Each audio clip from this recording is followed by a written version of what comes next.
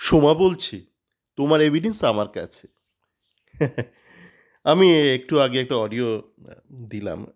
সেটা হচ্ছে কেন বড় ম্যাচটা বাতিল হয়েছে, মানে কিসের সম্ভাবনা এড়াতে বাতিল হয়েছে সেটা একটা বললাম। এবং তার আগেও গত এক দুদিন ধরে বেশ কিছু ছোট ছোট অডিও দিয়েছিলাম যে বিভিন্ন ব্যাপারে কিভাবে লজিকের শ্রাদ্ধ হয়ে গেছে। তো একটা ব্যাপার নিয়ে আমার মনে হচ্ছে অনেকের মধ্যে লজিক নেই, মানে যুক্তিবাদী যারা ফেক নিউজ দিচ্ছে, যারা ফেক নিউজের খণ্ডন করছে, দুপক্ষের যে বয়ানের মধ্যে বা বক্তব্যের মধ্যে একটা খামতি আছে, একটা টেকনিক্যাল ত্রুটি আছে। মানে দুপক্ষ, এক পক্ষ এই হারামবাগ যে মুরগি খামার, সে যেরকম অডিও দিচ্ছি, সোমা বলছি টাইপ অডিও, যত রাজ্যে ফেক অডিও দিচ্ছে। কালকে আরেকটা দিয়েছে রমা টাইপ কিরকম একটা, জানিস তো দিদিরা এরকম করেছে, দিদির এই এতে অটোপসি এত হয়েছে, 3 দিন লাগে অটোপসি রিপোর্ট করে। হয় 3 দিন ওরকম লাগে না। ব্যাপারটা হচ্ছে যে মানে কিউতে থাকলে, লাইনে থাকলে লাগে। সে লাইনে থাকলে আপনার একটা সার্টিফিকেট পেতে 1 মাস লাগতে পারে। তা বলে এমন নয় যে সার্টিফিকেটে বানাতে 1 মাস লাগে, আপনার আগে অনেক লোক আছে বলে ইমার্জেন্সিতে তাড়াতাড়ি বার করে দেওয়া যায়। তো যে একটা বিষয় নিয়ে আমি শুধু বলবো, সেই বিষয়টা নিয়ে আমি আগের কোনো অডিওতে বলিনি। এই এভিডেন্স লোপাট নিয়ে, মানে এ এ পক্ষ ও পক্ষ অনেক কথাই বলছে। এক পক্ষ বলছে যে এভিডেন্স নষ্ট করতে ঢুকেছিল বিরোধী পক্ষ, মানে লাল পক্ষ আর গেরুয়া পক্ষ ঢুকেছিল তারা, তারা এবং যারা ক্ষমতায় রয়েছে রাজ্যে, তারা বলছে তারা খুঁজে না পেয়ে অন্য রুম ভাঙচুর করে চলে এসছে আরজি করে রাত 12:30টার পর।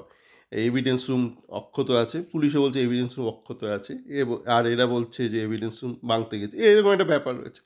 তো দেখুন, একটা জিনিস বোঝার চেষ্টা করুন, এভিডেন্স তুমি কার, এভিডেন্স তুমি কোথায়, ডান দিকে বাঁ দিকে ওপরে নিচে কোথায়?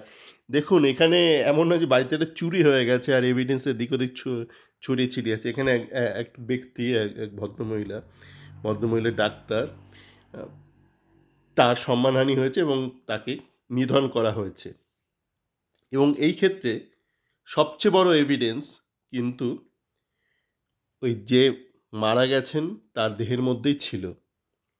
মানে যেহেতু তাকে বলাৎকার করা হয়েছে, তো তার যে ভ্যাজাইনা, তার মধ্যে কিন্তু সবচেয়ে বড় এভিডেন্স ছিল তার নখে, তার শরীরে বিভিন্ন, এবং সেই এভিডেন্সগুলো সাধারণত যখন এরকম কোনো একটা ঘটনা ঘটে, সেই এভিডেন্সগুলো পুলিশ সরিয়ে এগুলো প্রিজার্ভ করে রাখে। আপনি বলছেন এভিডেন্স রুম গিয়ে ভাঙছে, আবার অনেকে মানে অনেক ফেক নিউজ আছে না, বলছে আর পাশে কোন বাথরুম কনস্ট্রাকশন চলছে, বলছে ওই এভিডেন্সের দেয়াল ভেঙে এভিডেন্স নষ্ট করা হচ্ছে। এভিডেন্স কি ছড়িয়ে ছিটিয়ে আছে ডান দিক বাদিক ওরকম? ধরুন একটা রাস্তায় একটা খুন হলো, আপনি রাস্তা পুরো ব্লক করে দেবেন? মানে রাস্তায় ছড়িয়ে ছিটিয়ে আছে, রাস্তার প্রতিটা ধুলো এভিডেন্স ছড়িয়েছে? না না না, তা নয়। আসে এভিডেন্স টিম, আসে ফরেন্সিক টিম এসে এভিডেন্স খুঁজে সেগুলো সংগ্রহ করে নিয়ে চলে যায়। এরকম না যে এভিডেন্স মানে এখানে লুকিয়ে আছে, আকাশে বাতাসে এভিডেন্স আছে, তা নয়। আর সবচেয়ে বড় ব্যাপার, এখানে যে প্রাইম সাসপেক্ট যাকে ধরা হয়েছে, রায়বাবু, রায় সাব, তো উনি যদি বলাৎকার করেই থাকেন, তো ওনার যে সেমেন, সেটা তো অলরেডি ভ্যাজাইনাতে পাওয়া যাবে। তো ডিএনএ রিপোর্ট এলেই জানা যাবে সে করেছে কি না। এবং যখন ওই ডিএনএ স্যাম্পল যখন ওই ভ্যাজাইনাতে পাওয়া ফ্লুইড 150 গ্রাম না, 150 না, 100 গ্রামের জন্য বিনেশ ফোগাট ফুটে গেছে, মানে সে মেডেলটা পায়নি। 100 গ্রাম অনেকটা।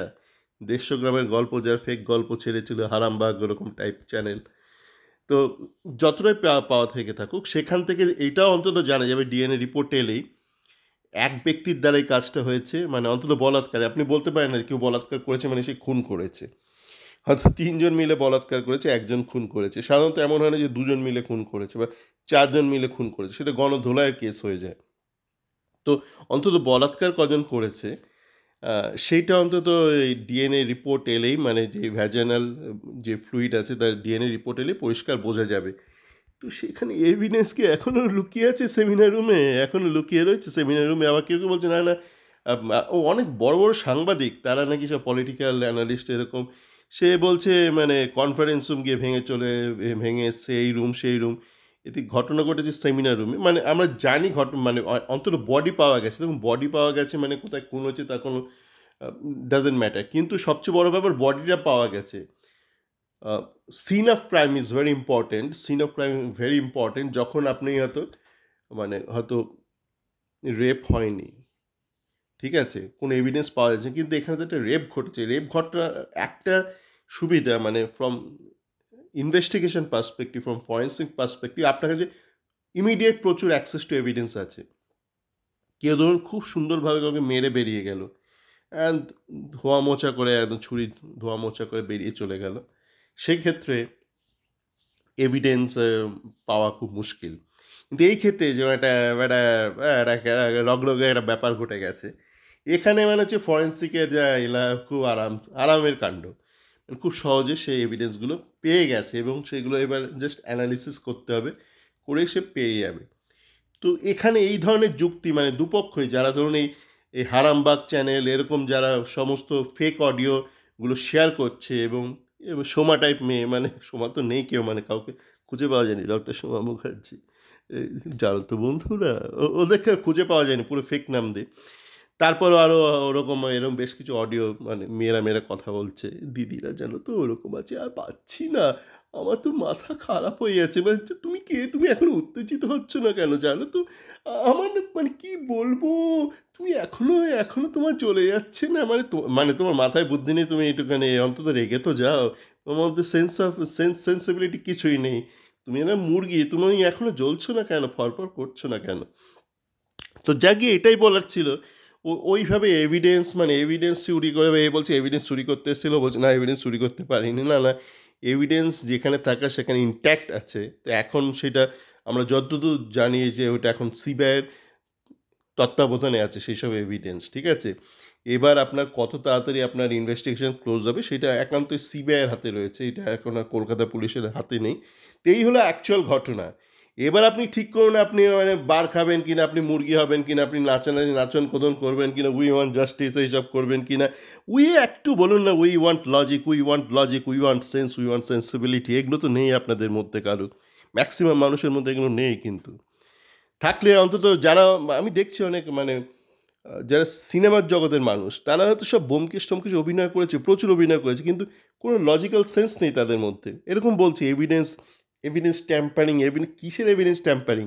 যেখানে একটা রেপ ঘটনা ঘটেছে সেখানে তো এভিডেন্স ওই বডির মধ্যেই ছিল, এবং সেইগুলো তো সব কালেক্ট করে রেখে দেওয়া হয়েছে, বডিকে রাখা হয় না, বডি দাহ করে দেওয়া হয়। তো সেগুলো তো সব রয়েছে, সেগুলো কোথায় ট্যাম্পারিং করবে?